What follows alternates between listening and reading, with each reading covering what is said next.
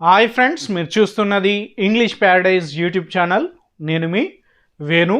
ఈ వీడియోలో మీరేం నేర్చుకోబోతున్నారంటే Telangana state intermediate second year ఇంగ్లీష్లో 95 మార్క్స్ ఎలా సాధించాలి లేదా 95+ మార్క్స్ ఎలా సాధించాలి అనేది ఈ వీడియోలో మీకు క్లియర్గా చెప్పబోతున్నాను. ఈ వీడియో ఎండింగ్ వరకు చూడండి, అప్పుడు మాత్రమే మీకు తెలుస్తుంది. నేను ఈ వీడియోలో 95+ మార్క్స్ ఎలా సాధించాలి అనేది సెక్షన్ వైజ్ బిట్ వైజ్ చెప్పబోతున్నాను. అండ్ ఎలా అంటే ఆన్సర్ షీట్లో ఎలా ప్రజెంటేషన్ చేయాలి అనేది కూడా నేను ఈ వీడియోలో ఎక్స్ప్లెయిన్ చేయబోతున్నాను. ఈ వీడియో ఎండింగ్ వరకు చూడండి, అప్పుడు మాత్రమే మీకు క్లియర్గా అర్థమవుతుంది. టాపిక్ వైజ్ బిట్ వైజ్ చెప్పబోతున్నాను. రైట్ ఫ్రెండ్స్, మనం టాపిక్లోకి వెళ్ళడానికి ముందు మీరు ఇప్పటివరకు కనుక నా యూట్యూబ్ ఛానల్ కనుక సబ్స్క్రైబ్ చేయకపోతే ఇప్పుడే సబ్స్క్రైబ్ చేసుకోండి. అలాగే ఈ వీడియోని లైక్ చేయండి, అలాగే మీ ఫ్రెండ్స్ అందరికీ షేర్ చేయండి. అలాగైతే మన వీడియో ట్రెండింగ్లోకి వెళ్ళిపోతుంది. అలాగే చాలామందికి ట్రెండింగ్లోకి వన్స్ మన వీడియో వెళ్ళిపోయింది అనుకోండి, చాలామంది స్టూడెంట్స్కి ఇది యూజ్ అయ్యే ఛాన్స్ ఉంది. కాబట్టి మీకు తెలిసిన ఫ్రెండ్స్ అందరికీ ఈ వీడియోని షేర్ చేయండి. ఫస్ట్ మనం section wise and bit wise చూద్దాం. ఫస్ట్ వచ్చేసి మనకి సెక్షన్ ఏ ఉంది. సెక్షన్ ఏ. మనకి సెక్షన్ ఏలో ఎన్ని ఉన్నాయంటే 40 మార్క్స్ ఉన్నాయి.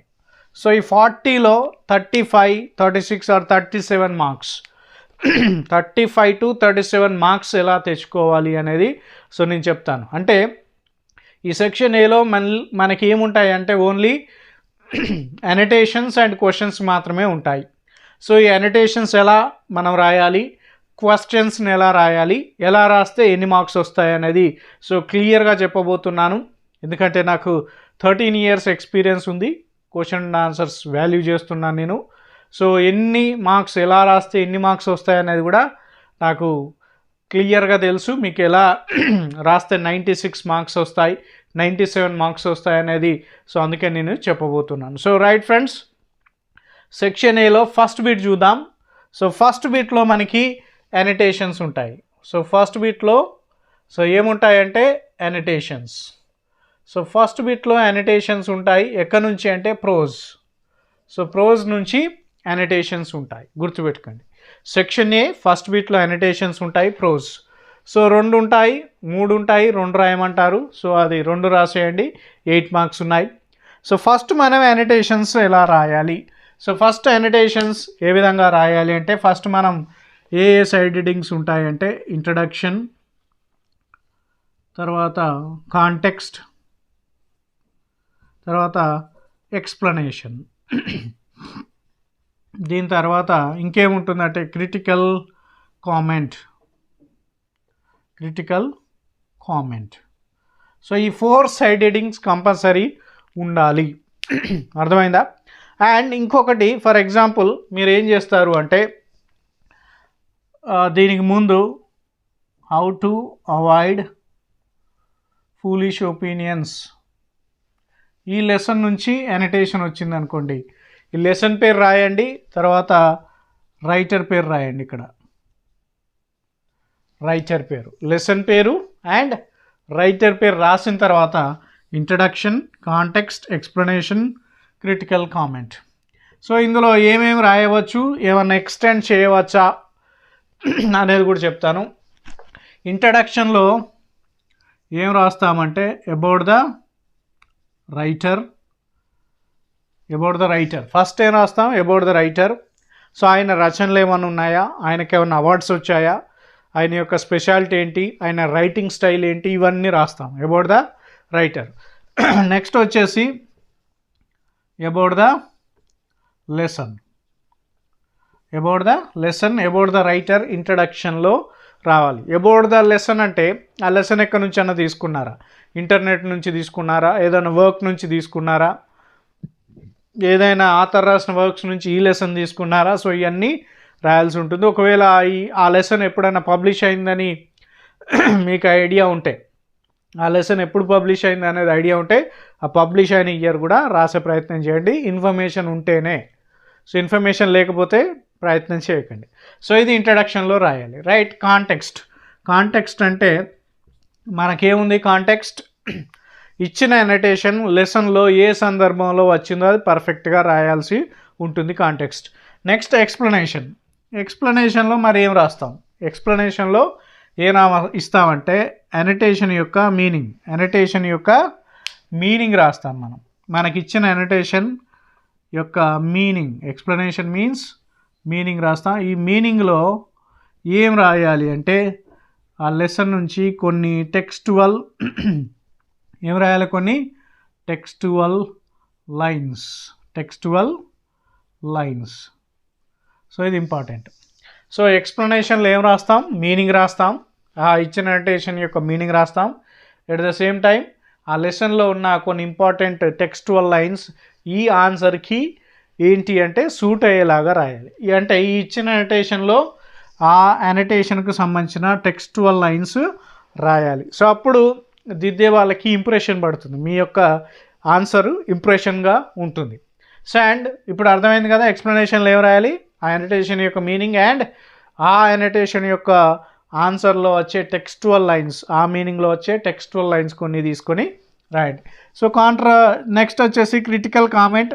మీ ఆన్సర్లో లేదా మీ మెటీరియల్లో ఏదైతే ఉందో అది యాజ్ ఇట్ ఈజ్ రాసే ప్రయత్నము చేయండి. సో ఇది ఏంటి అనోటేషన్స్ రాసే విధానం. సో ఫస్ట్ ఏం రాస్తాం? లెసన్ పేరు రాస్తాం, రైటర్ పేరు రాస్తాం. తర్వాత ఏంటి ఇంట్రడక్షన్లో about the writer, about the lesson రాసేస్తాం. కాంటెక్స్ట్ ఏ సందర్భంలో అనోటేషన్ వచ్చింది రాసేస్తాం. ఎక్స్ప్లెనేషన్లో ఆ అనోటేషన్ మీనింగ్ రాస్తాం, దానికి సంబంధించిన ఏది రాస్తాం, టెక్స్టువల్ లైన్స్ కూడా రాస్తాం. క్రిటికల్ కామెంట్ కంపల్సరీ రాయాలి. సో ఇలా రాస్తే 3.5 నుంచి 4 మార్క్స్ వచ్చే ఛాన్స్ ఉన్నాయి. సో ఎఫెక్టివ్గా రాసే ప్రయత్నం చేయండి. ఇంకా చాలామంది ఏం అడుగుతారంటే సో 95 మార్క్స్ స్కోర్ చేసే వాళ్ళు గుర్తుపెట్టుకోండి, ఫస్ట్లోనే చెప్తున్నా ఇది. సో మీరు మీ ప్రజెంటేషన్ ఎలా ఉండాలంటే చాలా నీట్గా ఉండాలి, గుడ్ హ్యాండ్ రైటింగ్ ఉండాలి, మిస్టేక్స్ ఎక్కడ ఉండకూడదు, కొట్టివేతలు ఉండదు, especially grammatical and spelling mistakes ఉండకూడదు. ఇవి గుర్తుపెట్టుకోండి. అండ్ ఒక ఆన్సర్ వచ్చేసి మీరు 1 or 1.5 పేజీ రాయండి. సో మీకు 95+ మార్క్స్ రావాలంటే 1.5 పేజీ ఒక ఆన్సర్ రావాలి. సో ఇది మాత్రం గుర్తుపెట్టుకోండి. రైట్, ఇది అనోటేషన్స్ రాసే విధానం. సో నెక్స్ట్ ఇంకేముంది మనకి అనోటేషన్స్ ఇప్పుడు అర్థమైంది కదా మీకు. సో అనోటేషన్స్ ఎలా రాయాలి అనేది తెలిసిపోయింది మీకు. సో నెక్స్ట్ వచ్చేసి మనము సో సెకండ్ బిట్ చూద్దాం. నేనేం చెప్పాను, బిట్ వైజ్గా మీకు చెప్తానని చెప్పాను కదా. సో సెకండ్ బిట్లో కూడా మనకి ఏముంటాయంటే అనోటేషన్సే ఉంటాయి. బట్ ఈ అనోటేషన్స్ ఎక్కడి నుంచి వస్తాయంటే పోయట్రీ నుంచి వస్తాయి. 3 ఇస్తారు, 2 రాయాలి. సో ఇక్కడ కూడా సేమ్ ప్రాబ్లం. ఏంటిది? Same problem. దట్ మీన్స్ సేమ్గా రాయాల్సి ఉంటుంది. అనోటేషన్స్ ఎట్లా రాస్తాం? ఇంతకుముందు ఇంట్రడక్షన్లో ఏం రాసాం మనం? ఇంట్రడక్షన్లో about the writer, about the lesson రాస్తాం. ఇక్కడ ఏం రాస్తామంటే about the poem, next about the poet, అంతే తేడా. సో ఇదే అంటే ఇంట్రడక్షన్ అనే పెడతాం. ఈ ఇంట్రడక్షన్లో ఇవి వస్తాయి, గుర్తుపెట్టుకోండి. అంటే మళ్ళీ side headings about the poem, about the poet అని పెట్టకండి. సో ఇంట్రడక్షన్ అని పెట్టేసి వీళ్ళ గురించి రాయాలి. సో ఆ పోయం గురించి రాయాలి, ఆ పోయం ఎక్కడి నుంచైనా తీసుకున్నారనేది రాయాలి. అండ్ ఆ రైటర్ యొక్క స్పెషాలిటీ, రైటింగ్ స్టైల్ కానీ, ఆయన యొక్క వర్క్స్ కానీ, ఆయన యొక్క ఇంపార్టెంట్ వర్క్స్, ఆయన యొక్క అవార్డ్స్ కానీ ఏమైనా వచ్చినాయో అవన్నీ ఇంట్రడక్షన్లో రాయాల్సి ఉంటుంది. సో ఈ విధంగా మనం ప్రోజ్కు సంబంధించిన పోయట్రీకి సంబంధించినవి మిగతాది సేమ్ కాంటెక్స్ట్ కానీ, ఎక్స్ప్లెనేషన్ కానీ అండ్ క్రిటికల్ కామెంట్ కానీ సేమ్గా ఉంటుంది, చూసుకోండి. సో నెక్స్ట్ థర్డ్ బిట్కి వచ్చేసరికి మనకి క్వశ్చన్స్ ఉంటాయి. థర్డ్ బిట్కి క్వశ్చన్స్ ఉండడం జరుగుతుంది. సో మరి క్వశ్చన్స్ ఎక్కడి నుంచి వస్తాయంటే ప్రోజ్ 3 ఇస్తారు, అందులో నుంచి ఎన్ని రాయాలి? 2 రాయాలి. ఇదనమాట. సో థర్డ్ బిట్లో మనకి ఏముంటాయంటే ప్రోజ్లో నుంచి సో క్వశ్చన్స్ ఇస్తారు. మరి క్వశ్చన్స్ ఎలా రాయాలి? సో మనం ఇంతకుముందు అనోటేషన్స్ ఎలా రాయాలో చూసాం, ఇప్పుడు క్వశ్చన్స్ ఎలా రాయాలో చూద్దాం. సో క్వశ్చన్కి ఆన్సర్ రాసేటప్పుడు ఎలా ఉండాలంటే ఇంతకుముందు చెప్పినట్టు అబౌట్ ద లెసన్ రాయాలి. First side heading. Second side heading వచ్చేసి about the writer, about the writer. Next వచ్చేసి టాపిక్, మూడోది వచ్చేసి టాపిక్, నాలుగోది వచ్చేసి అగైన్ క్రిటికల్ కామెంట్. సో ఈ ఈ 4 సైడ్ హెడింగ్స్ మనం క్వశ్చన్ అండ్ ఆన్సర్స్కి రాస్తాం. సో మూడో బిట్లో ప్రోజ్ నుంచి క్వశ్చన్స్ ఉంటాయి, దానికి ఆన్సర్ ఎలా రాయాలి. ఫస్ట్ సైడ్ హెడింగ్ ఏంటి, about the lesson, about the writer, మూడోది వచ్చేసి టాపిక్, నాలుగోది వచ్చేసి క్రిటికల్ కామెంట్. అబౌట్ ద లెసన్లో లెసన్ గురించి రాసిస్తాం, లెసన్ ఎక్కడి నుంచి తీసుకున్నారు, ఎప్పుడు పబ్లిష్ అయింది, అవన్నీ ఇన్ఫర్మేషన్ ఉంటాయి, అవి రాసేయండి. నెక్స్ట్ అబౌట్ ద రైటర్ గురించి రాయండి, ఆయన పేరు రాయండి, ఆయన రైటింగ్ స్టైల్ ఏంటి, ఆయన వర్క్స్ ఏంటి, ఆయన అవార్డ్స్ ఏంటి, ఏమన్నా డిఫరెంట్ పద్మభూషణ్, పద్మశ్రీ, సాహిత్య అకాడమీ అవార్డ్స్ ఇలాంటివి ఏమన్నా వస్తే అవి కూడా మనం రాసేస్తాం. తర్వాత టాపిక్లో ఆ క్వశ్చన్కి సంబంధించిన ఆన్సర్ ఉంటుంది, అండ్ క్రిటికల్ కామెంట్లో మనం చేయాలి. అండ్ ఈ టాపిక్లో మీరేం చేయాలండి అంటే ఇక్కడ క్వశ్చన్కి ఇక్కడ మళ్ళీ టెక్స్టువల్ లైన్స్ రాయండి, టెక్స్టువల్ లైన్స్. సో ఎక్కడ రాస్తాం, టాపిక్లో రాస్తాం, గుర్తుపెట్టుకోండి. సో టెక్స్టువల్ లైన్స్ ఎక్కడ రాస్తాం, టాపిక్లో రాయాల్సి ఉంటుంది. ఇంతకుముందు అనోటేషన్స్లలో మనం ఎక్స్ప్లెనేషన్లో టెక్స్టువల్ లైన్స్ రాసాం, ఇక్కడ క్వశ్చన్ అండ్ ఆన్సర్లో మాత్రం టాపిక్లో టెక్స్టువల్ లైన్స్ రాసి దాన్ని హైలైట్ చేయాల్సి ఉంటుంది. టెక్స్టువల్ లైన్స్ అంటే ఏం లేదు, ఆ లెసన్లో ఉన్న లైన్స్, ఇంపార్టెంట్ లైన్స్, కొన్ని ఇంపార్టెంట్ లైన్స్ ఉంటాయి కదా, సో ఆ లైన్స్ని మనం తీసుకొని టెక్స్టువల్ లైన్స్, అది క్వశ్చన్కి రిలేటెడ్ టెక్స్టువల్ లైన్స్ మాత్రమే తీసుకొని రాయాలి. సో ఇది ఏంటి, question and answers. Next fourth బిట్లో కూడా క్వశ్చన్స్ ఉంటాయి సేమ్. సో మరి ఎక్కడి నుంచి తీసుకుంటారంటే పోయట్రీ నుంచి తీసుకుంటారు, 3 ఇస్తారు, 2 రాయమంటారు. సో క్వశ్చన్స్కి ఏది ఫోర్త్ బిట్లో poetry is nothing but poems నుంచి తీసుకుంటారు. సో అప్పుడేం రాయాలి, మరి పోయమ్స్ నుంచి తీసుకున్నప్పుడు ఏం రాయాలి, పోయమ్స్ అంటే దానికి ఏం రాస్తారంటే about the poem, next about the poet. So మిగతా అంతా సేమ్ ఉంటుంది. సో పోయమ్స్కి ఆన్సర్ రాసేటప్పుడు అబౌట్ ద పోయెట్, టాపిక్లో మళ్ళీ టెక్స్టువల్ లైన్స్ తీసుకుంటాం, క్రిటికల్ కామెంట్ రాసేస్తాం. ఇది ఫోర్త్ బిట్. నెక్స్ట్ ఫిఫ్త్ బిట్లో అగైన్ మనకి ఏమున్నాయి, సో ఫిఫ్త్ బిట్లో క్వశ్చన్స్ ఉంటాయి. ఇది ఎక్కడి నుంచి అంటే షార్ట్ స్టోరీస్ నుంచి క్వశ్చన్స్, 3 ఇస్తారు, 2 రాయాలి. సో దీనికి ఏం రాస్తాం, మరి అబౌట్ ద షార్ట్ స్టోరీ అని రాస్తాం ఇక్కడ. సో దీనికి కూడా ఏంటి, క్వశ్చన్ అండ్ ఆన్సర్సే కాబట్టి about the short story, about the author. So ఇది రాస్తాం. సో ఫిఫ్త్ బిట్ దానికి ఏం రాస్తాం, about the short story, first side heading, second side heading about the author, మూడో టాపిక్, వీలైతే మీరు టెక్స్టువల్ లైన్స్ రాసే ప్రయత్నం చేయండి, అండ్ క్రిటికల్ కామెంట్ ఉంటే రాయండి, లేకపోతే స్కిప్ చేయండి. మ్యాక్సిమం ఈ క్రిటికల్ కామెంట్ తక్కువగా ఉంటుంది. దేనికి, షార్ట్ స్టోరీస్కి రాసేటప్పుడు క్రిటికల్ కామెంట్ ఏమీ ఉండదు. సో ఇది సెక్షన్ ఏకి సంబంధించిన కంప్లీట్ ఎక్స్ప్లెనేషన్. సో మీకు ఇప్పుడు అర్థమైంది కదా, సో క్వశ్చన్స్కి ఎలా ఆన్సర్ చేయాలి అండ్ ఇంకా అనోటేషన్స్కి ఎలా ఆన్సర్ చేయాలనేది సో క్లియర్గా మీకు అర్థమైపోయింది. సో సైడ్ హెడింగ్స్ ఏంటి అనేది కూడా సో మీకు చాలా క్లియర్గా నేను చెప్పడం జరిగింది. అండ్ ఆ సైడ్ హెడింగ్లలో కూడా ఏం రాయాలి మీరు, సో ఏమి రాయాలి అనేది కూడా సో క్లియర్గా నేను మీకు చెప్పడం జరిగింది. సో రైట్, మనం ఇప్పుడు సెక్షన్ బి చూద్దాం. సెక్షన్ బిలో ఏమున్నాయి మనకి, సెక్షన్ బి కనుక చూస్తే మనకి section B so section B 6th బిట్తో స్టార్ట్ అవుతుంది. సో 6th బిట్ మనకి ఏముంటుంది అంటే ప్యాసేజ్ ఉంటుంది, ప్యాసేజ్. సో మరి ఈ ప్యాసేజ్ని ఏమంటారంటే సీన్ ప్యాసేజ్ అంటారు. సో ఇది ఎక్కడి నుంచి అడుగుతారంటే షార్ట్ స్టోరీస్ వెనకాల ఉన్నాయి కదా, ఆ పారాగ్రాఫ్ నుంచి అడుగుతారు. సో మనకి ఎన్ని ఉన్నాయి, 5 షార్ట్ స్టోరీస్, ఒక్కొక్క దానికి సో ఒక్కొక్క షార్ట్ స్టోరీ వెనకాల 3 ఉన్నాయి. So 15 passages. సో 15 ప్యాసేజీలు కనుక చదివితే మీరు సో అందులోకి ఒకటి వస్తుంది. ఇది ఎలా చదవాలి మరి, షార్ట్ స్టోరీస్ వెనకాల ఉన్న ప్యాసేజీలను ఎలా చదవాలి, ఇది సీన్ ప్యాసేజ్ అంటారు. ఈ సీన్ ప్యాసేజ్ని ఎలా చదవాలి, సో మీరు ఏం చేయండి అంటే ఫస్ట్ షార్ట్ స్టోరీ వెనకాల ఉన్న 3 పారాగ్రాఫ్స్ నుంచి లాస్ట్ షార్ట్ స్టోరీ వెనకాల ఉన్న 3 పారాగ్రాఫ్స్ వరకు కంటిన్యూస్గా చదవండి. ఒకటే పారాగ్రాఫ్ని 3-4 టైమ్స్ చదవకుండా first to last, that means first short story నుంచి 5వ షార్ట్ స్టోరీ వరకు ఉన్న అన్ని పారాగ్రాఫ్స్ చదవండి. మళ్ళీ రివిజన్ ఏం చేయండి, మళ్ళీ ఫస్ట్ షార్ట్ స్టోరీ పారాగ్రాఫ్ నుంచి మళ్ళీ లాస్ట్ పారాగ్రాఫ్ షార్ట్ స్టోరీ వరకు చదువుతూ ఉండండి. ఇలా 4-5 టైమ్స్ రివిజన్ చేయండి. సో ఇది చదివేయండి. అండ్ ఇంకొకటి ఏంటంటే 6 క్వశ్చన్స్ ఇస్తారు, 4 క్వశ్చన్స్కి ఆన్సర్ చేయమంటారు. కొంతమంది ఏం చేస్తారు అంటే 4 ఆన్సర్ చేస్తారు. 4 చేయకండి, 6 క్వశ్చన్స్కి ఆన్సర్ చేయండి. ఎందుకంటే ఆ 4లో ఒకటి తప్పైనా 3 మార్క్స్ వస్తాయి. అదే కనుక మీరు 6 క్వశ్చన్స్ ఇస్తే 6 క్వశ్చన్స్కి ఆన్సర్ చేస్తే పారాగ్రాఫ్కి 2 తప్పైనా ఫుల్ మార్క్స్ వస్తాయి. ఎందుకంటే మీరు 95+ స్కోర్ చేయాలంటే చిన్న హాఫ్ మార్క్ కూడా పొడగొట్టుకోవడానికి వీలు లేదు, లాస్ కావడానికి వీలు లేదు. సో అంటే పారాగ్రాఫ్స్ వెనకాల ఉన్న 6 క్వశ్చన్స్, పారాగ్రాఫ్ కింద ఉన్న 6 క్వశ్చన్స్కి ఆన్సర్ చేయండి. 4 క్వశ్చన్స్ కాదు, 6 క్వశ్చన్స్కి చేయండి. సో అది 6th. నెక్స్ట్ 7th బిట్లో కూడా ప్యాసేజ్ ఉంటుంది, బట్ ఇది అన్సీన్ ప్యాసేజ్.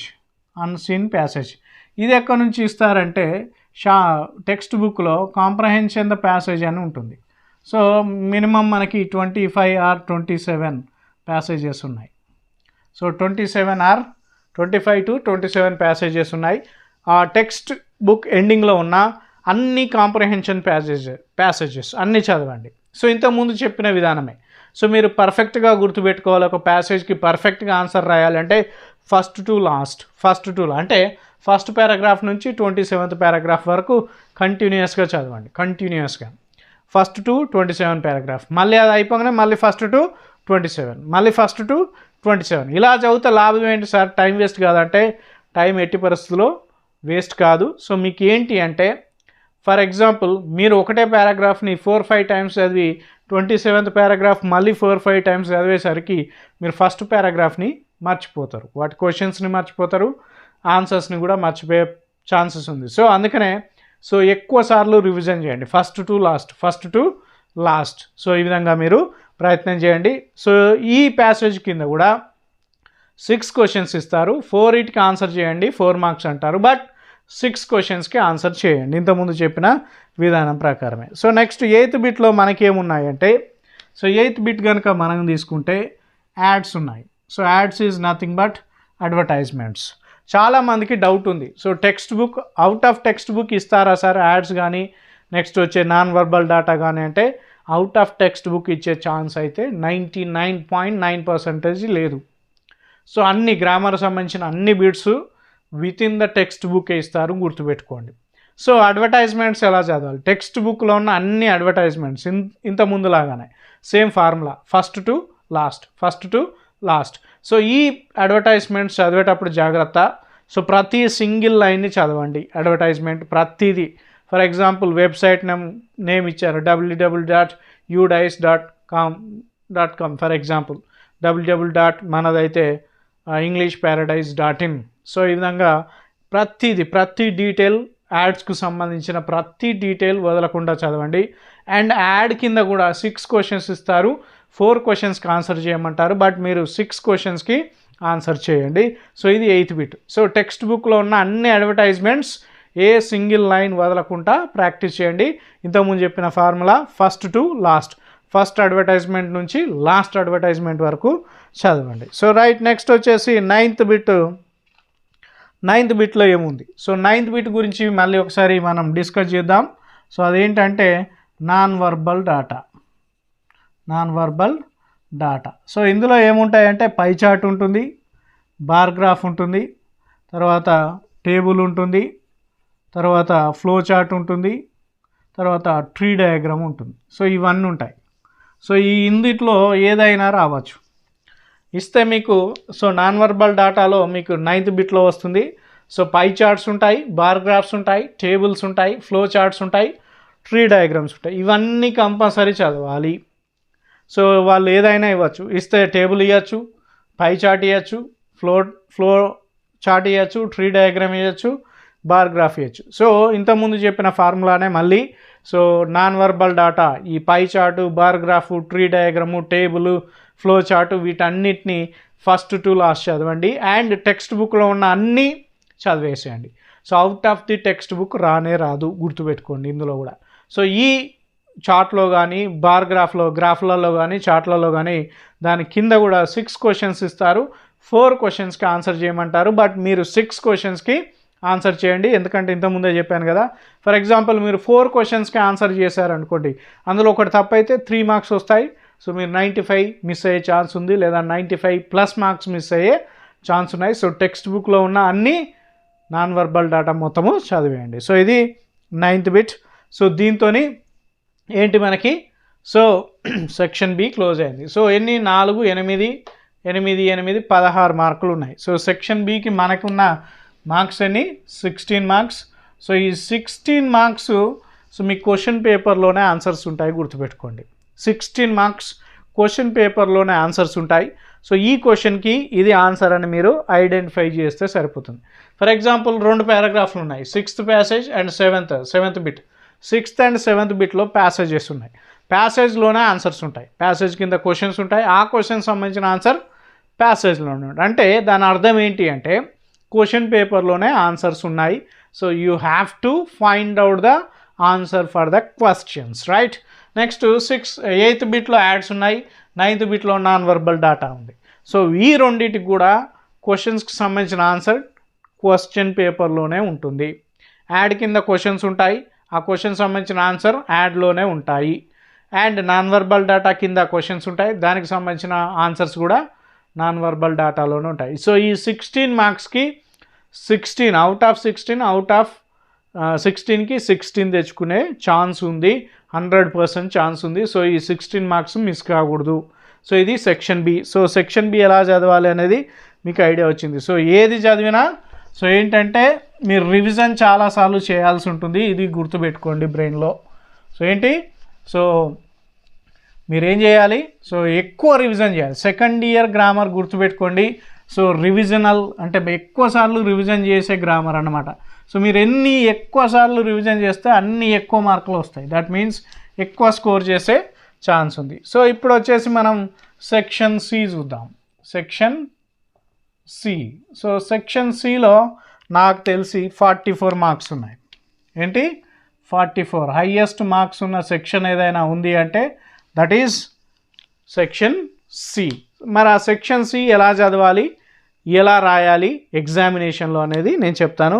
సో మనకి సెక్షన్ సి 10th బిట్తో స్టార్ట్ అవుతుంది. ఏ బిట్, 10th బిట్తో స్టార్ట్ అవుతుంది. మరి 10th బిట్లో మనకి ఏమున్నాయంటే 10th బిట్లో పంక్చువేషన్ మార్క్స్ ఉన్నాయి, పంక్చువేషన్ మార్క్స్.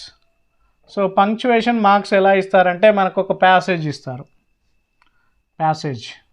సో ప్యాసేజ్ లాగిస్తారు. సో దీంట్లో మనం ఐడెంటిఫై చేయాలి. ఏం ఐడెంటిఫై చేయాలి, punctuation marks, capital letters, semicolon, colon, double inverted commas, single inverted commas, comma. So ఇవన్నీ ఉన్నాయి కదా పంక్చువేషన్ మార్క్స్, అవి మనము ఐడెంటిఫై చేయాలి. సో ఇది ఎలా రాయాలి, ఫర్ ఎగ్జాంపుల్ మీకు ఒక సెంటెన్స్ రాసి చూస్తా. సో ఫస్ట్ మనకి దేంతో స్టార్ట్ అవుతుంది, ఏ పారాగ్రాఫ్ అయినా క్యాపిటల్ లెటర్తో స్టార్ట్ అవుతుంది. సో నేను రాశాను, వన్స్ అపాన్ ఏ టైమ్, సింపుల్. ఇది ఉండదు మీకు, జస్ట్ ఎగ్జాంపుల్ లాగా చెప్తాను. There was a king, there was a king. So full stop. So ఇది మనం అండర్లైన్ చేయాలి. సో ఓ అనేది సో ఏంటిది, మనం పంక్చువేషన్ మార్క్స్ ఐడెంటిఫై చేసాం. సో ఇంకా ఏం చేయండి అంటే మీరు పారాగ్రాఫ్ మొత్తాన్ని ఏం చేయండి, బ్లూ ఇంక్లో రాయండి.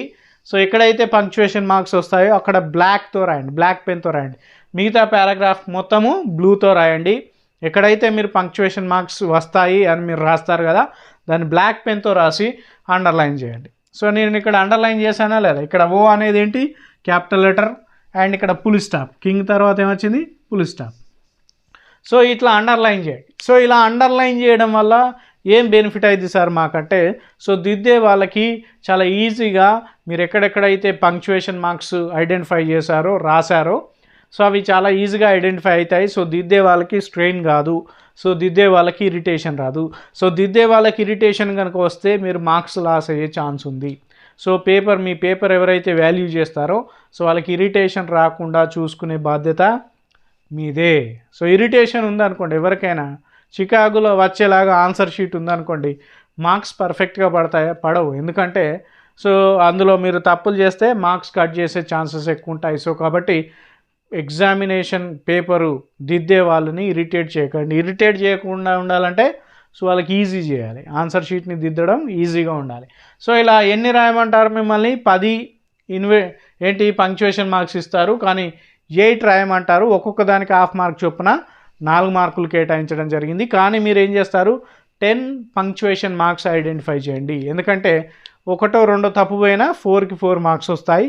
సో అది గుర్తుపెట్టుకోండి, రైట్. నెక్స్ట్ వచ్చేసి 11th bit. So next 11th బిట్లో మ్యాచ్ ద ఫాలోయింగ్ ఉంది మనకి. Match the following.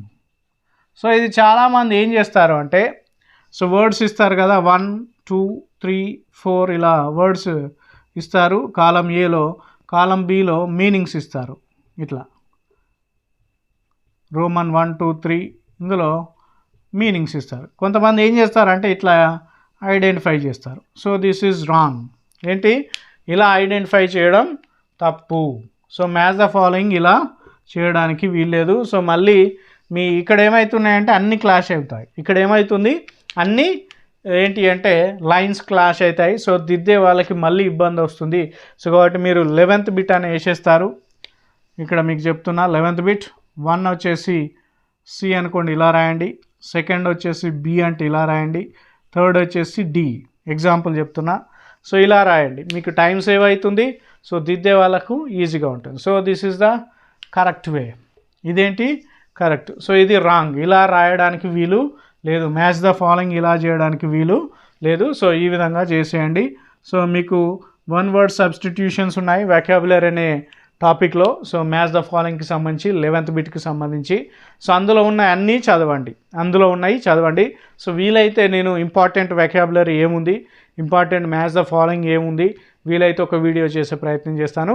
Me text బుక్లో ఉన్న అన్ని మ్యాచ్ ద ఫాలోయింగ్స్ చదవండి. 1 వర్డ్ సబ్స్టిట్యూషన్స్ ఉన్నాయి కదా వాకాబులరీ అనే టాపిక్లో, అవి డెఫినెట్గా అన్నీ చదవండి, అన్నీ గుర్తుపెట్టుకునే ఛాన్స్ చేసుకోండి. ఎందుకంటే ఇంకొకటి కూడా ఏంటంటే, మీకు క్వశ్చన్ పేపర్లోనే వర్డ్స్ ఇస్తారు, క్వశ్చన్ పేపర్లోనే వాటి మీనింగ్స్ ఇస్తారు.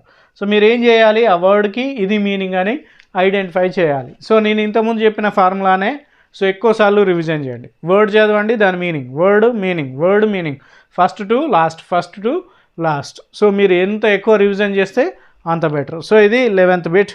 సో నెక్స్ట్ 12th బిట్ గురించి ఒకసారి చూద్దాం. సో 12th బిట్లో ఏమున్నాయి మనకి? 12th బిట్లో మనకి ఇడియమాటిక్ ఎక్స్ప్రెషన్స్ ఉన్నాయి. 12th బిట్లో ఏమున్నాయి? ఇడియమాటిక్ ఎక్స్ప్రెషన్స్ ఉన్నాయి. సో ఆ ఇడియమాటిక్ ఎక్స్ప్రెషన్స్ ఎలా చదవాలి, సో ఇడియమాటిక్ ఎక్స్ప్రెషన్స్ ఎలా చదవాలి అనేది ఒకసారి నేను చెప్తాను. So 12th bit. నెక్స్ట్ మనం 12th బిట్లోకి పోదాం. Idiomatic expressions.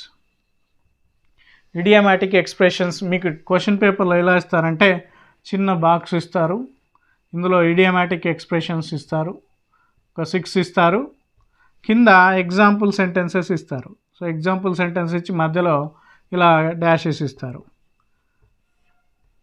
ఇలా ఇస్తారు. సో ఈ సెంటెన్స్లలో పైన ఇచ్చిన ఏ ఇడియం ఇక్కడ ఫిక్స్ అవుతుంది అనేది రాయమంటారు. సో కాబట్టి మీరు ఈ టెక్స్ట్ బుక్లో ఉన్న అన్ని ఇడియమాటిక్ ఎక్స్ప్రెషన్స్ చదవండి, అందులో నుంచే రావడం జరుగుతుంది. సో వీలైతే దీంట్లో కూడా ఇంపార్టెంట్ ఇడియమాటిక్ ఎక్స్ప్రెషన్స్ ఏంటి అనే వీడియో కూడా చేసే ప్రయత్నం చేస్తాను. సో దీంట్లో ఇంపార్టెంట్ గ్రామర్ సంబంధించి ఏ టాపిక్స్లలో మీకు ఇంపార్టెంట్ టాపిక్స్ కావాలో ఒకసారి ఈ వీడియో కింద కామెంట్ కనుక మీరు చేయగలిగితే సో నేను డెఫినెట్గా చేసే ప్రయత్నము చేస్తాను. సో కాబట్టి ఈ బాక్స్ ఇస్తారు, ఈ బాక్స్లో 6 ఇస్తారు, ఇక్కడ కూడా 6 సెంటెన్సెస్ ఇస్తారు. ఈ 6 సెంటెన్స్లలో పైన ఇచ్చిన ఇడియమాటిక్ ఎక్స్ప్రెషన్ ఏది కరెక్ట్గా ఇక్కడ సూట్ అవుతుంది అనేది మీరు రాయాల్సి ఉంటుంది. సో ఈ బిట్ ఎలా రాస్తారు టైం వేస్ట్ కాకుండా అంటే, ఫర్ ఎగ్జాంపుల్ 12th బిట్ ఫస్ట్ది ఇచ్చిండు అనుకోండి, once in a blue moon, once in a blue moon మొత్తం రాయట్లేదు. Second bed of roses, bed of roses. మూడోది get nod, get the nod. So ఇట్లా మీరు రాయాల్సి ఉంటుంది. సో డైరెక్ట్ ఆన్సర్స్ రాసేయండి. సో మళ్ళీ సెంటెన్సెస్ రాసి మధ్యలో ఈడ ఏమొస్తుందో ఇడియమాటిక్ ఎక్స్ప్రెషన్ అని ఇది తీసుకుపోయి ఇక్కడ ఇట్లా రాయకుండా 12th బిట్ అనేసి ఇక్కడ కూడా 6 రాసేయండి. మీరు ఇడియమాటిక్ ఎక్స్ప్రెషన్స్ 4 రాయమంటారు, ఒక్కొక్క దానికి 1 మార్క్ చొప్పున 4. బట్ మీరేం చేస్తారు, 6 ఇడియోమాటిక్ ఎక్స్ప్రెషన్స్ రాసేయండి. ఎలా రాయాలి టైం వేస్ట్ కాకుండా ఉండాలంటే సో ఇలా రాయాల్సి ఉంటుంది. సో ఇది గుర్తుపెట్టుకోండి. ఇది ఇడియోమాటిక్ టెక్స్ట్ బుక్లో ఉన్న అన్ని ఇడియోమాటిక్ ఎక్స్ప్రెషన్స్ చదవండి, అందులో నుంచే మీకు రావడం జరుగుతుంది. నెక్స్ట్ 13th బిట్లో మనకి ఏముంది, సో 13th బిట్లో మనకి ఏముందంటే వర్బ్ ప్యాటర్న్స్. 13th బిట్కి వెళ్ళిపోదాం. సో 13th బిట్లో వర్బ్ ప్యాటర్న్స్ చాలా ఈజీ, చాలామంది కన్ఫ్యూజ్ అవుతారు. సో ఆ కన్ఫ్యూజ్ కాకుండా ఉండే ప్రయత్నం చేసే విధంగా నేను ఇప్పుడు చెప్పబోతున్నాను. సో 13th బిట్ ఏముంది అంటే మనకు 13th bit, so 13th bit verb patterns. So మనకు ఒక వర్బ్ ప్యాటర్న్ ఇస్తారు. For example I have a car. So ఇది ఇచ్చాడు అనుకోండి. సో దీన్ని బేస్ చేసుకొని 4 సెంటెన్సెస్ మిమ్మల్ని రాయమంటాడు. సో మీరు 4 బదులు ఒక 6 or 7 సెంటెన్సెస్ రాయండి. ఫర్ ఎగ్జాంపుల్ మీకు ఏం తోయలేదు లేదా సరిగా చదవలేదు అనుకోండి, సింపుల్గా రాయొచ్చు I have a bike, she has a building. So ఇట్లా మీకు ఎన్ని సెంటెన్స్లు అయినా రాయవచ్చు. సో రాసేటప్పుడు కొంచెం జాగ్రత్తగా రాయండి. సో ఇట్లా ఒక సెంటెన్స్ ఇస్తారు వర్బ్ ప్యాటర్న్లో. సో వర్బ్ ప్యాటర్న్ యొక్క ఇంపార్టెంట్ వర్బ్ ప్యాటర్న్స్ కూడా వీలైతే మళ్ళీ ఒక వీడియో చేసే ప్రయత్నం చేస్తాను. సో ఈ విధంగా 4 సెంటెన్సెస్ రాయమంటారు. బట్ మీరు ఎన్ని సెంటెన్సెస్ రాయాలి, 6 సెంటెన్సెస్ ఆర్ 7 సెంటెన్సెస్ రాయండి. సో ఇది ఏంటి అంటే మనకి ఏంటి, సో వర్బ్ ప్యాటర్న్స్ చాలా డెడ్ ఈజీ టాపిక్. ఎలా రాయాలి అనేది కూడా చెప్పాను. ఏంటి, సబ్జెక్ట్ ఆబ్జెక్ట్ చేంజ్ చేస్తూ రాసేయండి. సో నెక్స్ట్ 14th బిట్లో ఏముంది మనకి, నెక్స్ట్ 14th బిట్లో ఫామ్ ఫిల్లింగ్ ఉంది మనకి. ఏముంది, ఫామ్ ఫిల్లింగ్. సో ఈ ఫామ్ ఫిల్లింగ్ చేసేటప్పుడు కొన్ని జాగ్రత్తలు తీసుకోండి. సో ఫామ్ ఫిల్లింగ్లో డేట్ ఇవ్వలేదనుకోండి, ఎగ్జామినేషన్ మీ ఎగ్జామ్ ఇంగ్లీష్ ఎగ్జామ్ ఏ డేట్ రోజు అయితే ఉంటుందో అదే డేట్ వేయండి. బ్రాంచెస్ కానీ బ్రాంచ్ అడుగుతాడు, డేట్ అడుగుతాడు, అప్లికెంట్ నేమ్ అడుగుతాడు, అమౌంట్ అడుగుతాడు, ఫిగర్స్లో అడుగుతాడు, వర్డ్స్లో అడుగుతాడు, ఎక్స్చేంజ్ అడుగుతాడు, టోటల్ అడుగుతాడు, టెలిఫోన్ నెంబరు, పేబుల్ బ్రాంచ్, తర్వాత అడ్రస్సు, సిగ్నేచర్, ఇవే మెయిన్గా అడుగుతారు. సో ఇవి మీరు కంపల్సరీ చదువుకోండి. సో టెక్స్ట్ బుక్లో ఉన్న అన్నీ చదవండి. ఏది, బ్యాంకు సంబంధించి, పోస్ట్ ఆఫీస్ సంబంధించి, రైల్వే టికెట్ బుకింగ్. సో ఈ 3 మెయిన్గా ఏం అడుగుతాడంటే బ్యాంకు సంబంధించిన ఫామ్స్ అడుగుతాడు. బ్యాంకులో విత్డ్రా కానివ్వండి, డిపాజిట్ కానివ్వండి, చెక్ కానివ్వండి, డీడీ, ఈ 4 ఉన్నాయి. ఎక్కువ చెక్ లేదా డీడీ ఎక్కువసార్లు అడుగుతుంటారు, లేదా విత్డ్రా ఎప్పుడో ఒకసారి అడుగుతుంటారు. అండ్ నెక్స్ట్ ఏది ఎక్కువ అడుగుతుంటాడంటే రైల్వే రిజర్వేషన్ ఫామ్. రైల్లో పోవడానికి మనం రిజర్వేషన్ చేయించుకోవడానికి ఎలా ఉంటుంది ఫామ్ అని మీకు ఎలా ఇస్తారంటే ఒక ఫామ్ ఇస్తాడు. మీకు జస్ట్ చిన్నగా రాసి చూపెడతాను. సో ఇలా ఫామ్ ఇస్తారు. ఇందులో 1 2 3 4 5 6 7 8 9 10 ఇలా నెంబర్స్ ఇస్తాడు, 10 ఇస్తాడు. సో చాలామంది ఏం చేస్తారంటే ఎగ్జామినేషన్లో మళ్ళీ ఇదంతా డ్రా చేస్తారు. ఈ టేబుల్ అంతా డ్రా చేసి, ఇన్ఫర్మేషన్ అంతా డ్రా చేసి 1 అన్న కాడ ఫర్ ఎగ్జాంపుల్ బ్రాంచ్ అన్నాడు అనుకో, ఇక్కడ రాస్తారు. 2 అన్న కాడ డేట్ ఉంటుంది. సో 3 అన్న కాడ అప్లికెంట్ నేమ్, 4 అన్న కాడ అమౌంట్, వర్డ్స్, ఫిగర్స్ ఇట్లా ఉంటాయి. సో మీరేం చేస్తారు అంటే సింపుల్గా చెప్తున్నా చూడండి. సో 14వ నెంబర్ వేయండి. ఫర్ ఎగ్జాంపుల్ 14 1వ నెంబర్లో బ్రాంచ్ అడిగాడు అనుకో, 1 కాడ ఏం రాస్తారు, ఫర్ ఎగ్జాంపుల్ వరంగల్ బ్రాంచ్ అని ఇచ్చాడు, వరంగల్ అని రాయండి. సెకండ్ డేటు 29 లేదా 2nd March 3rd 2024, ఆ రోజు ఎగ్జామ్ ఉందనుకోండి, అలా రాయండి. 3వది అప్లికేషన్ నెంబర్ వేణు, నా పేరే రాస్తుంది. ఇట్లా 14th బిట్ వేసి ఇట్లా రాసేయండి. సో ఇలా రాయకండి. ఎలా రాయకండి, సో ఇట్లా టేబుల్ మళ్ళా కొట్టేసి, సో ఈ టేబుల్లో ఇక్కడ రాసే ప్రయత్నం చేయకండి. సో ఇలా రాయండి. 14th బిట్ ఎలా రాయాలి, ఫామ్ ఫిల్లింగ్. సో ఈ విధంగా రాయాలి. మీకు ఇట్లా ఇస్తారు క్వశ్చన్ పేపర్లో, దాన్ని మీరు ఆ నెంబర్లో ఏది వస్తుంది. ఫర్ ఎగ్జాంపుల్ 1 కాడ బ్రాంచ్ అయితే వరంగల్, 2nd కాడ డేట్ అయితే ఆ రోజు.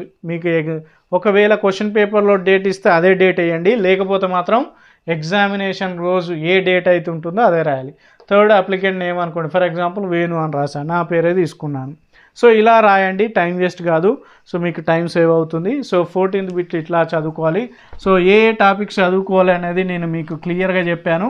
సో ఏంటి బ్యాంకు సంబంధించిన చదువుకోండి, రైల్వే రిజర్వేషన్ టికెట్ రిజర్వేషన్ చదువుకోండి. సో ఇందులో నుంచి ఎక్కువ సార్లు మనల్ని అడగడం జరుగుతుంది. నెక్స్ట్ వచ్చేసి 15th బిట్లోకి వెళ్ళిపోదాం. సో మరి 15th బిట్లో ఏముంది? 15th బిట్ వచ్చేసి మనకి సివి ఉంది. 15th బిట్లో సివి కరికులం వీటే. సో ఇది 2 పేజెస్ ఎలా రాయాలి కరికులం వీటే అనేది నేను ఒక వీడియో చేశాను, ఆ వీడియో చూడండి.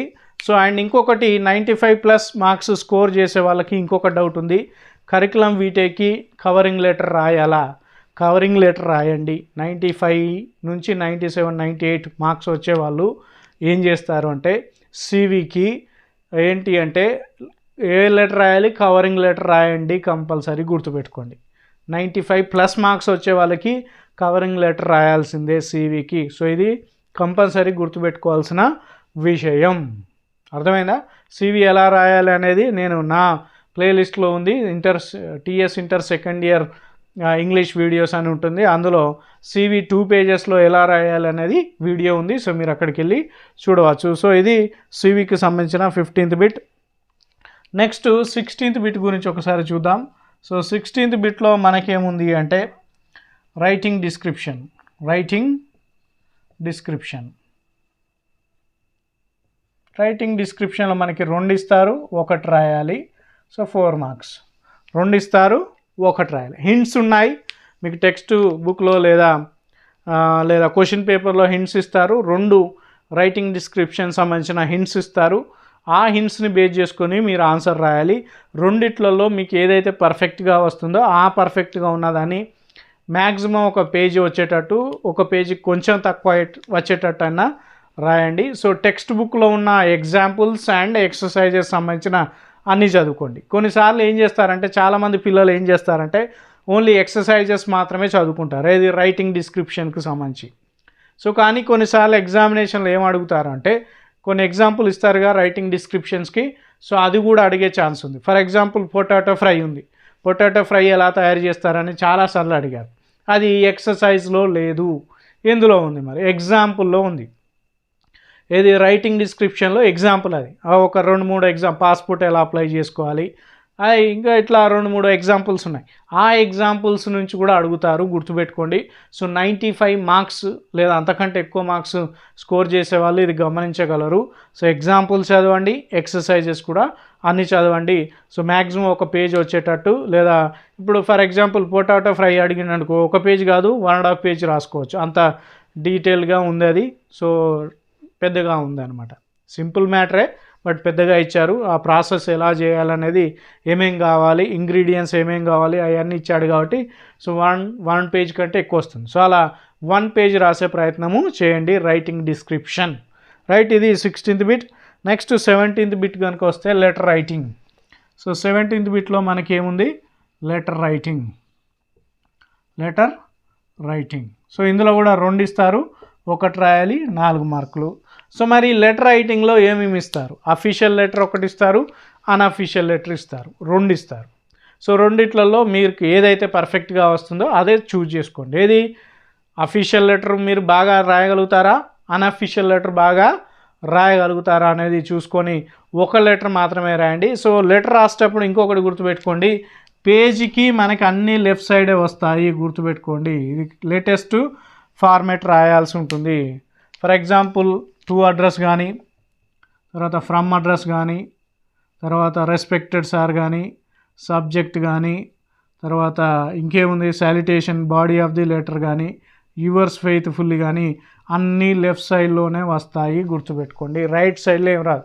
ఇంతకుముందు మనం రైట్ సైడ్లో డేట్ రాసేది, తర్వాత యువర్స్ ఫెయిత్ఫుల్లీ ఇది రాసేది. కానీ కొత్త దాని ప్రకారం యువర్స్ ఫెయిత్ఫుల్లీ ఇటే వస్తుంది, ఇదే.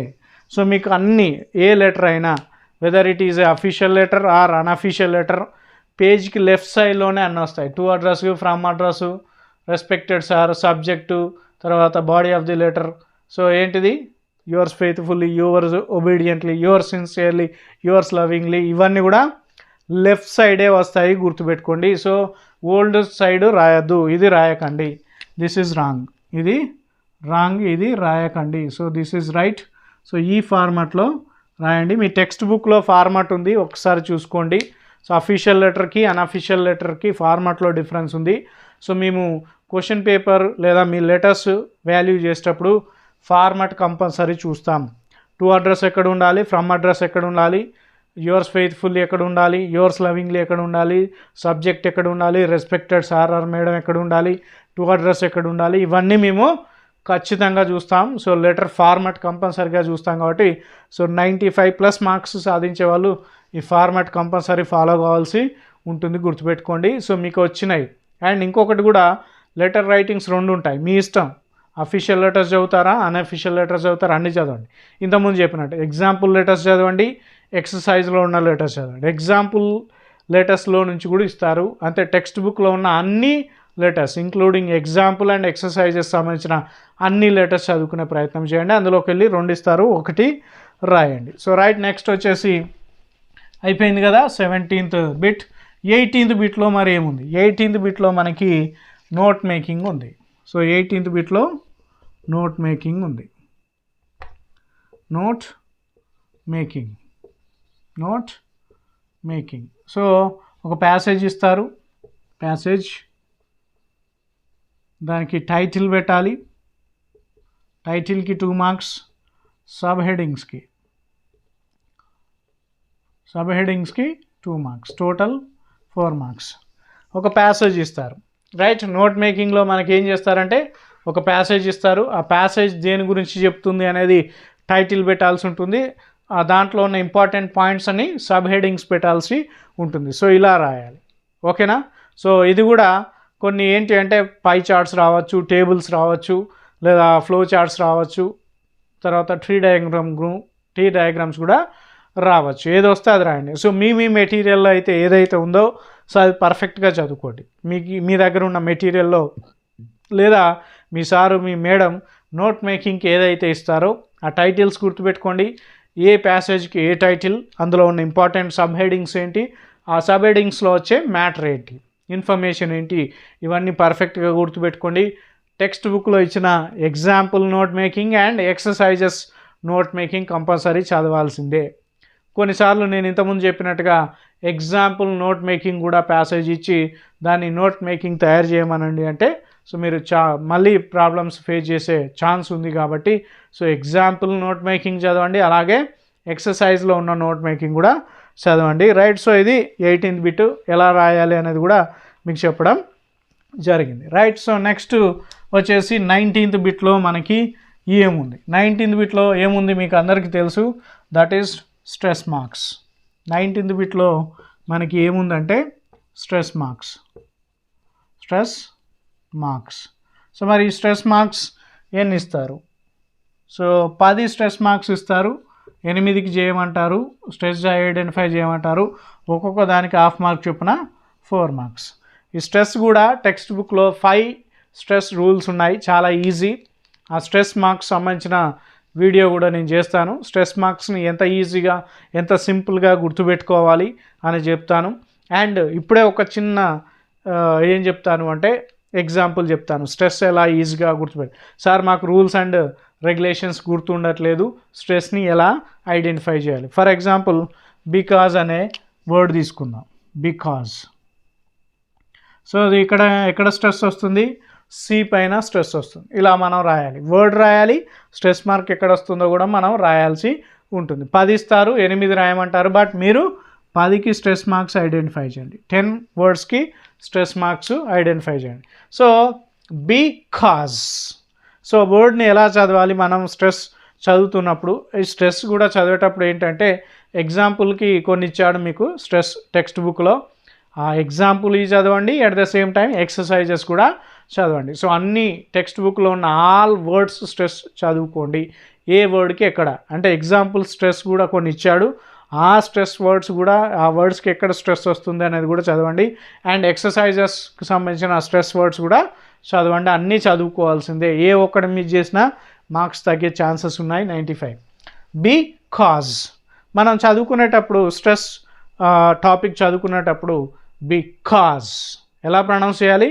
బికాజ్ అంటే దేన్ని నొక్కి చదువుతున్నామంటే సి అనేదాన్ని నొక్కి, సి అనేదాన్ని నొక్కి చదువుతున్నాం. సో బికాజ్ అంటే ఎక్కడ స్ట్రెస్ వస్తుంది, సి పైన స్ట్రెస్ వస్తుంది. అలాగే ఎలోన్ ఉందనుకోండి, ఎలోన్, సో ఎక్కడ స్ట్రెస్ ఉంది, ఎల్ పైన స్ట్రెస్ ఉంది. లోన్ ఎలా చదువుకోవాలి, దీన్ని చదువుకునేటప్పుడు లోన్ అంటే ఎల్ పైన స్ట్రెస్ వస్తుంది. సో కాబట్టి ఈ విధంగా కూడా అన్ని వర్డ్స్ మీరు కనుక ప్రాక్టీస్ చేస్తే, ఎక్కడైతే స్ట్రెస్ వస్తుందో అక్కడ నొక్కి చదవడం కనుక ప్రాక్టీస్ చేస్తే మీకు ఎగ్జామినేషన్లో కూడా ఆ వర్డ్స్ బయటికి చదవకండి ఎగ్జామినేషన్ హాల్లో. సో మన మనసులోనే అనుకొని లోన్ అంటే ఎల్ పైన స్ట్రెస్, బికాజ్ అంటే సి పైన స్ట్రెస్. సో ఈ విధంగా కూడా స్ట్రెస్ మార్క్స్ని ఈజీగా ఐడెంటిఫై చేసే ఛాన్సెస్ ఉంది. సో మ్యాక్సిమం రూల్స్ గుర్తుపెట్టుకోండి. ఆ రూల్స్ ప్రకారం ఎక్కడ ఏ స్ట్రెస్, ఏ వర్డ్కి ఎక్కడ స్ట్రెస్ వస్తుంది, ఏ సిలబుల్ పైన వస్తుంది అనేది కూడా గుర్తుపెట్టుకునే ప్రయత్నము చేయండి. రైట్, నెక్స్ట్ వచ్చేసి లాస్ట్ బిట్ ఉంది మనకి, అది 20th బిట్. సో అది dialogue writing. Dialogue writing. So dialogue రైటింగ్లో 2 ఇస్తారు, 1 రాయాలి, 4 మార్క్స్. ఎన్ని ఇస్తారు, 2 డైలాగ్ రైటింగ్స్ ఇస్తారు, 1 రాయండి. సో ఎందుకంటే టైం సరిపోదు సెకండ్ ఇయర్కి. అండ్ ఏ బిట్ ఎన్ని నిమిషాల్లో రాయాలి, ఏ సెక్షన్ ఎన్ని నిమిషాల్లో రాయాలి అనేది కూడా నెక్స్ట్ వీడియోలో నేను చేయబోతున్నాను. సో లాస్ట్ బిట్లో డైలాగ్ రైటింగ్ ఉంది. సో ఈ డైలాగ్ రైటింగ్లో మనకి టెక్స్ట్ బుక్లో ఉన్న exercises dialogues and example dialogues అన్నీ చదవండి. కొన్నిసార్లు ఎగ్జాంపుల్గా ఇచ్చిన డైలాగ్ను కూడా అడిగే ఛాన్సెస్ ఉంది కాబట్టి సో ఎగ్జాంపుల్ డైలాగ్స్ అండ్ ఎక్సర్సైజెస్కు సంబంధించిన అన్ని డైలాగ్స్ చదవండి. అండ్ ఒక డైలాగ్ 1 పేజ్ వచ్చేటట్టు రాయండి. సో అలా అయితేనే మీకు ఫుల్ మార్క్స్ వస్తాయి. సో షార్ట్ ఫామ్స్ యూజ్ చేయకండి. నేను పేపర్ దిద్దుతున్నప్పుడు చాలాసార్లు నేను అబ్జర్వ్ చేసింది ఏంటి డైలాగ్ రైటింగ్లో అంటే షార్ట్ కట్స్ యూజ్ చేస్తారు. ఫర్ ఎగ్జాంపుల్ యూ ఉందనుకోండి, యూ అని రాయక ఓన్లీ యూ అని రాస్తారు. ఓకే ఇట్లాంటి మ్యాక్సిమం ఏంటి అంటే స్కిప్ చేసే ప్రయత్నం చేయండి. డైలాగ్ రైటింగ్స్లలో షార్ట్ ఫామ్స్ రాయకండి. మనం ఏదో మొబైల్లో టెక్స్ట్ లేదా మెసేజ్ చేసేటప్పుడు ఎట్లా అయితే షార్ట్ ఫామ్స్ రాస్తామో అలాంటి షార్ట్ ఫామ్స్ ఎట్టి పరిస్థితులలో మీరు ఎగ్జామినేషన్లో రాయకండి. అలా రాస్తే మార్క్స్ కట్ అయ్యే ఛాన్స్ ఉంది. సో డైలాగ్ 1 రాయండి, మీకు పర్ఫెక్ట్గా వచ్చిందే రాయండి, 1 పేజ్ వచ్చేటట్టు రాయండి. వీలైతే కొంతమంది ఏం చేస్తారంటే 1 పేజ్ ఎబో కూడా రాస్తుంటారు. అంటే కొన్ని డైలాగ్స్ పెద్దగా ఉంటాయి. సో ఆ డైలాగ్ 1 పేజ్ ఎబో డైలాగ్ కనుక ఉంటే సో మీరు రాయగలిగే ఓపిక ఉన్నా నీకు ఆన్సర్ వస్తే అదే రాసే ప్రయత్నం చేయండి. బికాజ్ 4కి 4 మార్క్స్ పడతాయి. సో ఒకే డైలాగ్ రాయండి. రైటింగ్ డిస్క్రిప్షన్లో 1 రాయండి, డైలాగ్ రైటింగ్లో 1 రాయండి, లెటర్ రైటింగ్లో 1 రాయండి. ఎందుకంటే ఛాన్స్ ఉంటాయి, బట్ 1 రాయండి. ఎందుకంటే మనకి టైం సరిపోదు, ఎక్స్ట్రా రాయాల్సిన అవసరం. ఇప్పుడు చెప్పిన టాపిక్సే, మిగతా టాపిక్స్ ఉన్నాయి మొత్తము. ఫర్ ఎగ్జాంపుల్ స్ట్రెస్ ఉన్నాయి అనుకోండి, 10 వర్డ్స్కి స్ట్రెస్ ఐడెంటిఫై చేయండి. క్వశ్చన్ అండ్ ఆన్సర్స్ పారాగ్రాఫ్ కింద ఉన్న క్వశ్చన్స్కి, ఆ తర్వాత యాడ్స్, నాన్ వర్బల్ డాటాకి, ఇవన్నిటికి పంక్చుయేషన్ మార్క్స్కి ఇవన్నీ ఫుల్గా రాసేయండి. అందులో ఛాన్సు తీసుకోకండి. రైట్ ఫ్రెండ్స్, ఈ విధంగా కనుక మీరు పేపర్ ప్రజెంటేషన్ చేస్తే ఏం చెప్పాను నేను మళ్ళీ చెప్తున్నాను. పేపర్ ప్రజెంటేషన్ ఎలా చేయాలి, గుడ్ హ్యాండ్ రైటింగ్ ఉండాలి, చాలా నీట్గా ఉండాలి, సైడ్ హెడ్డింగ్స్ పర్ఫెక్ట్గా ఉండాలి. సో ఎక్కడ గ్రామాటికల్ మిస్టేక్స్, స్పెల్లింగ్ మిస్టేక్స్, కొట్టివేతలు లేకుండా రాయండి. అలాగే మీకు ఏదైతే పర్ఫెక్ట్గా వస్తుందో ఆ పర్ఫెక్ట్గా వచ్చిందనే ఫస్ట్ రాసే ప్రయత్నము చేయండి. సో మీ ఆన్సర్ షీట్ దిద్దే వాళ్ళకి, ఆ లెక్చరర్కి ఇరిటేషన్ రాకుండా రాసే ప్రయత్నము చేయండి. రైట్ ఫ్రెండ్స్, ఇది 95 మార్కులు, అంతకంటే ఎక్కువ మార్కులు ఎలా సాధించాలి అని కొంచెం బ్రీఫ్గా చెప్పాను. సో ఈ వీడియో కనుక మీకు నచ్చినట్టయితే ఈ వీడియోని లైక్ చేయండి, అలాగే మీ ఫ్రెండ్స్ అందరికీ షేర్ చేయండి. మీరు ఇప్పటివరకు కనుక నా యూట్యూబ్ ఛానల్ కనుక సబ్స్క్రైబ్ చేయకపోతే ఇప్పుడే సబ్స్క్రైబ్ చేయండి. అలాగే మీ ఫ్రెండ్స్ని కూడా సబ్స్క్రైబ్ చేయమని చెప్పండి. Thank you friends.